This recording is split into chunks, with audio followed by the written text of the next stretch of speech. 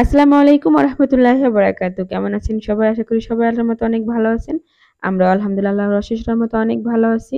আজকে আমি খুবই লোভনীয় এবং মজাদার স্বাদের একটা রেসিপি নিয়ে আসছি। সেটা হলো রূপচাঁদা মাছ। তো এখানে আমি ২ টো মাছ নিয়ে নিয়েছি। মাছটাকে খুব সুন্দর করে ধুয়ে পরিষ্কার করে তারপর নিয়ে নিয়েছি। এরপর আমি মাছটাকে সবার আগে হলুদ লবণ মাখিয়ে নেব। মাছটাকে আমি 1/2 চামচ হলুদের গুঁড়া, তারপরে এখানে আমি দিয়ে দেব 1/2 চামচ হলুদের গুঁড়া ও দিয়ে দেব 1/2 চামচ মরিচের গুঁড়া। এগুলো দিয়ে খুব সুন্দর করে হাতে মেখে নেব। তো অবশ্যই মাছটা একটু বড় সাইজের আমার মাছটা, সেজন্য আমি মাছটাকে একটু পিঠের এখান থেকে একটু চিড়ে নিয়েছি। যাতে করে খুব সুন্দর করে হলুদ মরিচ এভাবে ঢুকে যায়। দেখুন আমি খুবই সুন্দর হাতের সাহায্যে এটা করতেছি। আপনারা দেখেই বুঝতে পারছেন। তো আমার মাখানো হয়ে গেছে। এখন আমি চলে যাব মাছটা ভাজার জন্য। তো চুলায় আমি একটা প্যান বসিয়ে দিয়েছি। এখানে আমি দিয়ে দিলাম পরিমাণ মতো তেল। তেলটা গরম হওয়ার পর আমি এখানে মাছগুলো দিয়ে দিব। তো আমি ২ টো মাছই একসাথে ভেজে নেব। আমি খুব কড়া করে মাছটা ভাজবো না, হালকা করে ভাজবো। তো এক পিঠ হয়ে গেছে, মাছটা যেহেতু বড়, আমি একটা একটা এই খুন্তি দিয়ে এভাবে ধরে আরেকটা দিয়ে এভাবে উল্টে দিতেছি যাতে মাছটা না ভাঙে। তো উল্টানো হয়ে গেছে, ২ পিঠে আমার মাছটা ভাজা হয়ে গেছে। এখন আমি মাছটাকে তুলে নেব। দেখুন খুবই সাবধানে মাছটা তুলে নিয়েছি। এরপর আমি এখানে দিয়ে দেব বাটা পেঁয়াজ। আমি এখানে প্রায় ৩ চামচ পরিমাণ বাটা পেঁয়াজ দিয়ে দিয়েছি। এরপর আমি বাটা পেঁয়াজটাকে একটু ভেজে নেব। আপনারা চাইলে কাটা পেঁয়াজও দিতে পারেন। এরপর পেঁয়াজটা ভাজা হওয়ার পর আমি এখানে ১ চামচ আদা এবং রসুন বাটা দিয়ে দিলাম। এগুলো দিয়ে আমি খুব সুন্দর করে একটু ভেজে নিয়ে তারপরে এখানে আমি দিয়ে দিলাম একটু পানি।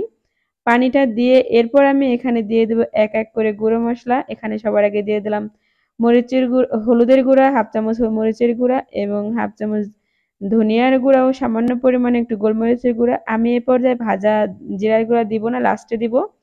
এখানে আমি দিয়ে দিলাম পরিমাণ মতো লবণ। এরপর খুব সুন্দর করে মসলাটাকে কষিয়ে নেব। আমি আরো কিছুটা পানি এখানে দিয়ে দিব, যাতে খুব সুন্দর করে মসলাটা কষানো হয়ে যায়। এরপর আমি ঢাকনা দিয়ে মসলাটাকে কষিয়ে নিব খুব সুন্দর করে। তো এই ফাঁকে আমি এখানে ১ চামচ পরিমাণ টমেটোর সস দিয়েছিলাম, সেটা স্কিপ হয়ে গেছে। তো এরপর আমি খুব সুন্দর করে মসলাটা কষানোর পর আমি মাছগুলো এখানে দিয়ে দিলাম। মাছটা দিয়ে আমি উল্টে পাল্টে নিব। খুব জোরে, জোরে করব না, যাতে মাছটা ভেঙে যাবে। হালকা হাতে মাছটাকে দেখুন আমি খুবই সাবধানে করতেছি যাতে মাছটা না ভাঙে। তো এবার আমি একটু করে দিয়ে তারপর আমি ঢাকনা দিয়ে ঢেকে দেব। ২-৩ মিনিট এভাবে একটু কষিয়ে নেব পানি ছাড়া। তো দেখুন ২-৩ মিনিট পর চলে আসলাম। তো আমি হালকাভাবে একটু নাড়াচাড়া দিয়ে এখানে দিয়ে দেব পানি। খুব একটা নাড়াচাড়া দিলে কিন্তু মাছটা ভেঙে যাবে। যে প্লেটে মাছ ভাজা রাখছিলাম সেই প্লেটে একটু পানি দিয়ে দিলাম। আর পানি আমি এখানে দিব না। এরপর আমি খুব সুন্দর করে এই মসলার সাথে মিশিয়ে নিব পানিটা। এরপর আমি এটাকে ঢাকনা দিয়ে আমি আরো কিছুক্ষণ করে নেব, ফুটিয়ে নেব। তো দেখুন আমার প্রায় ৩-৪ মিনিটের মতো ফুটিয়ে নিয়েছি। এ পর্যায়ে আমি এটাকে একটু উল্টে দেব। আমি খুবই সাবধানে দেখুন আবারও একই পর্যায়ে যেভাবে আমি মাছটা ভাজছিলাম সেম প্রসেসে আমি আবারও মাছটাকে উল্টে দিতেছি। দেখুন আমার মাছটা কিন্তু একটুও ভাঙেনি।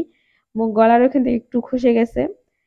এরপর আমি এখানে দিয়ে দেব ভাজা জিরার গুঁড়া। আমি এখানে 1/2 চামচ পরিমাণ ভাজা জিরার গুঁড়া দিয়ে দিলাম। ভাজা জিরার গুঁড়া দিলে কিন্তু খুব সুন্দর একটা ফ্লেভার বের হয়। তারপর এখানে আমি দিয়ে দিলাম ৪ টা কাঁচামরিচ। তো আপনাদের কাছে যদি ধনিয়া পাতা কুচি থাকে তাহলে দিবেন। আমার কাছে ধনিয়া পাতা কুচি ছিল না, সেজন্য আমি ভাজা জিরার গুঁড়াটা ব্যবহার করছি। এরপর আমি ঢাকনা দিয়ে আরো এটাকে ৩-৪ মিনিটের মতো রান্না করব। তো ফিরে আসছি একদম রান্নাটা রেডি হওয়ার পর। দেখুন আমার রান্নাটা একদম ফাইনালি রেডি হয়ে গেছে। আমি একটু ঝাঁকিয়ে নিব। দেখুন খুব একটা ঝোল নেই, হালকা তেল বের হয়ে গেছে। এখন আমি চুলার জালটা অফ করে দিয়ে আমি এটাকে পরিবেশন করে নেব। তো এই ফাঁকে বলে নেই, যারা এতক্ষণ পর্যন্ত ভিডিওটা দেখছেন এখনো একটা লাইক দেন নাই, প্লিজ একটা লাইক দিবেন। আর চ্যানেল নতুন হলে কিন্তু অবশ্যই সাবস্ক্রাইব করবেন। আর অলরেডি যারা সাবস্ক্রাইব করেছেন তাদেরকে অসংখ্য, অসংখ্য ধন্যবাদ। দেখুন বন্ধুরা আমি এটাকে পরিবেশন করে নিয়েছি। দেখতে কিন্তু অনেক, অনেক সুন্দর হয়েছে। খেতে কিন্তু দারুণ হয়েছিল। আপনারা যারা এভাবে খুবই অল্প সময়ে ভুনা করে খেতে চান অবশ্যই এভাবে খাবেন। এটা কিন্তু খুবই অল্প সময়ে রান্নাও হয়ে যায় কিন্তু ভীষণ টেস্টি। যারা খেয়েছেন অবশ্যই কমেন্টস করে জানাবেন এটা কত টেস্ট হয়। তো সবাই ভালো থাকবেন, সুস্থ থাকবেন। আজকের মতো এখানেই বিদায় নিলাম। আসসালামু আলাইকুম ওয়া রাহমাতুল্লাহি ওয়া বারাকাতুহু।